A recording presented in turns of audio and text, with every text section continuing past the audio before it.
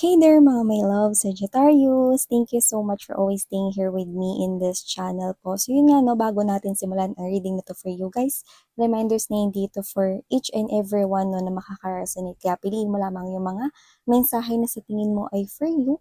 At kung feel mo na ang reading na to ay para sa'yo, then you can claim it. So yeah mga babes, na tayong gender here by lalaki LGBT, cross-watchers, you can flip roles if you want. And of course, at the end of the day, you always have your free will. Syempre naman, malaya kayong gamitin yan. So yan mga babes, now let's check your energy, Sagittarius. Ano ba yung mga posible or maaaring maging kaganapan here for you guys? Spirits and Angel guys, Archangel Michael, maraming salamat for being present here in this reading.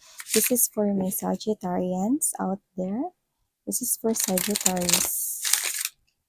Tell me something about Sagittarius.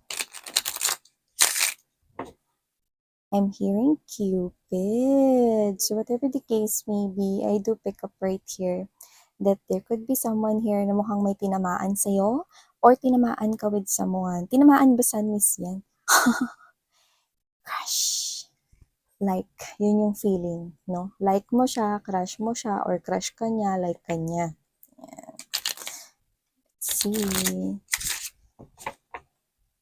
Sakto, malapit na yung Valentine's. So let's see. Sagittarius.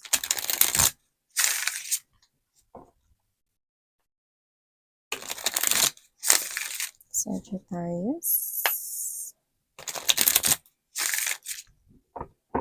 Okay, so let's get into your reading.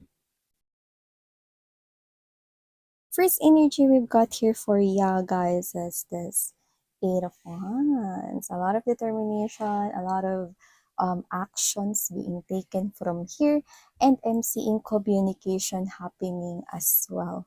Yan, no? Yung mga may hinihintay dyan na communication na mukhang matagal nyo na parang sinend, not waiting na lang kayo. Does it have to be na romantic feelings and emotions lang yun?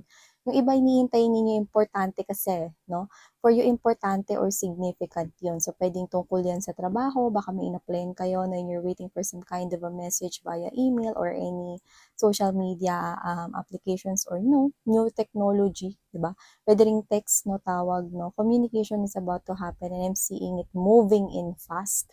So, nakikita ko rito na yung communication na hinihintay, no, ng mga naghihintay dyan. I'm seeing it coming. So, yan. Now, let's see more. We have here this Three of Cups energy. Latagyan muna natin lahat. We also have here this Page of Swords for you guys. Eight of Coins. Page of Coins right here. Temperance is also present right. Ooh. Andyan, no? Also have here the Hierophant energy, lovers. Oh, someone's regretting, no? Ngayon, nare-realize ng taong nang iwan at nang abandon na sa'yo kung sino man yan, no? Yung iba, pwedeng hindi yan yung ex mo recently, pero maaring meron kang ex na tumatak din talaga sa buhay mo. This person is realizing, no, na ikaw yung parang mas nararapat, no? Parang nag-explore siya with other options, no? And this person is finding out now, coming into light, no, na parang sa lahat ng mga nakilala niya rito, no, is ikaw pala yung deserving na dapat na pakisamahan, no, at makapagbibigay, no, ng lahat ng mga hinahanap niya sa isang lifetime partner. So, ano yan, miss yan? Gagawa ba yan ng action? So, nakikita ko rito, puro pag-iisip lang ang ginagawa niya rito, no, pero ang dami niyang nare-realize, no.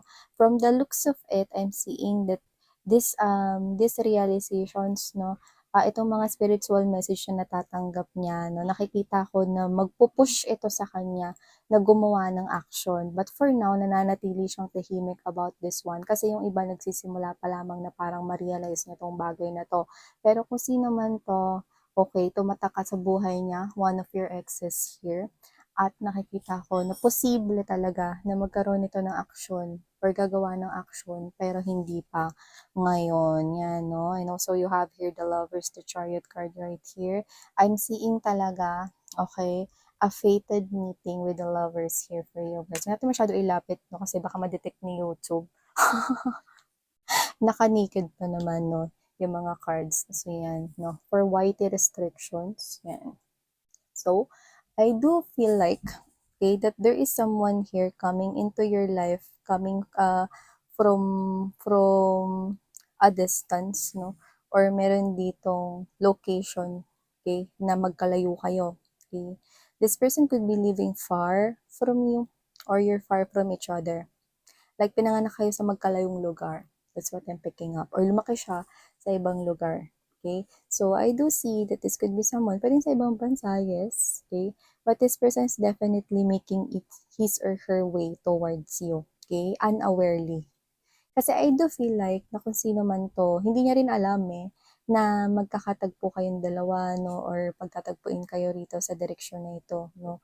Pero dito siya papunta sa kung saan ka naroroon. So kung sino man 'yan 'no, I do pick up na isa siya sa mga options mo when it comes to love. But yun nga, sabi ko sa inyo kanina 'no, with the Cupid that we've heard, I do see that meron ditong puwedeng meron kayong crush or puwedeng siya yun, maging crush niyo kung wala pa kayong crush ngayon 'no, or meron kayong crush or may nagkaka-crush sa inyo, that person likes you, and I do see that there is something here na parang meron pang isang energy na maa-attach sa'yo, okay? This is somewhat giving me that fresh, new connections. So, this could be two energies popping out from here.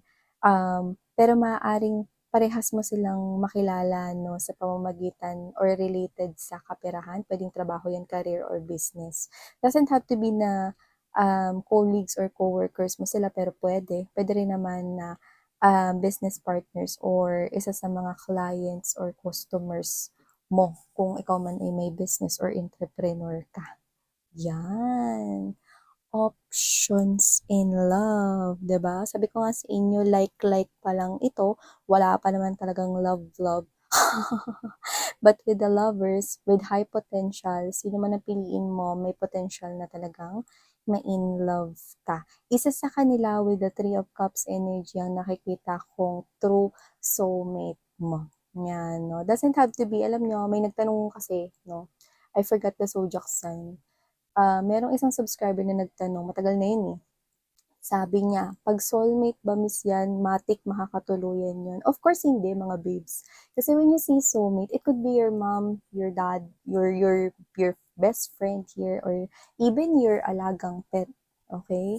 Someone that gives you comfort, no, na parang nagkaroon na kayo rito ng parang nagkakaintindihan kayong dalawa, no, whatever, no, na parang you're receiving support, tender loving care from them, no. So, hindi palaging nakakatuluyan yung soulmate. But here, kung sino man dyan, yung makikilala mo, isa sa kanila yung true soulmate mo, at sabi ko nga, with high potential, na ma-inlove kayo sa dalawa. Always remember, sa isang bangka, 'di ba, kailangan balanse kayong nakaupo sa magkabilang dulo.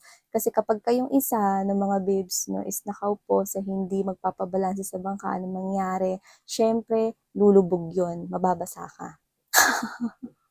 Diba? So, whatever the case may be, dapat balance rito, no? So, kaya rito mga babes na maitawid to, lalo na through soulmate kayo. So, may potential na mag-grow pa to, no, into something deeper. Yan. And we have here another message. Okay? I'm seeing good news when it comes to money, coins, and whatever it is that you're working related to money or business, career, or job. I do see that this is somewhat here, something na mag-elevate, no, in time. Hindi ito yung as in biglang boom, lalago agad, no. Pero this is something here, good news. Kasi kung ano man tong opportunity na to na darating rito sa kaperahan mo, no, na mag-show up, may marireceive ka rito balita, no, may kinalaman sa pera. So, kung kanino man yan manggagaling, no, it could be coming here from a coworker, someone that you know, no, work-related or business-related, no, go grab it. Kasi nakikita ko na yan yung parang magpapaangat pa ng money flow mo or magpapa-increase rito ng opportunity sa iyong money growth, no? Pero yun, hindi nga yun as in agad-agad na makikita mo, no? Pero this is worth investing here because in time, you will definitely see automatic fruition. Yan, no? So, magbubunga yan in time, no? At ang maganda, pag nagbunga yan, hindi yun yung parang pag na-harvest mo na yun is okay na, hindi mo na yun pwedeng pagkakitaan ulit. No, it's not that, because you're having here pentacles, which means this is something here permanent, stable, at nagsistay. So, ibig sabihin, pag dumating pa ulit yung season for harvest, may maha-harvest ka pa. Okay? So, worth investing talaga. And also, I do pick up someone here is watching you. Okay? One of the energies here that is watching you is, yung isa sa person rito na pwedeng magka-crush or baka ikaw yung magka-crush sa kanya first or whatever. Okay, this is the energy here of someone na very curious to get to know you. Okay? Yun nga yun, yung soulmate mo. Yun yung nakikita ko rito. Kasi kung sino man siya, magkakaroon siya agad sa'yo ng instant interest na kilalanin ka pa, no? For some reason, di niya rin mauunawaan kung bakit ba sobrang interesado siya sa'yo. Okay? Dahil nga kasi ito, mga babes, no, sa inyong soul-to-soul connection, that maaaring nagkaroon na kayo ng encounter in one of your past lives, which is high chance here. But I do pick up that this person here is someone na hindi duwag. So definitely, he or she will definitely dive into knowing ano ba tong kumbaga parang para intindihin ano ba itong nararamdaman niya here towards you. Yan, no? So, hindi ko siya nakikita dito na urong-sulong, kundi siya to na parang gusto niya kasi yung nagsisik siya ng answer, tsaka parang gusto niya yung na-challenge siya. Yan. At saka may nakikita ko dito inaaral niyo. Yan, no? May nakikita ko dito bago niyong inaaral.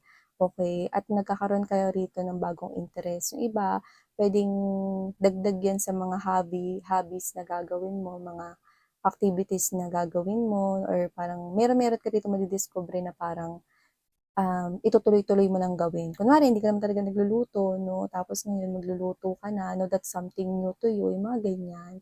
And yung iba naman, no, pwedeng involve yung sarili niyo sa mga other crafts, no? Pwedeng try nyo na parang mag-painting naman, yung mga ganun. I'm seeing you doing that. And also, you will receive as well message coming from your friends.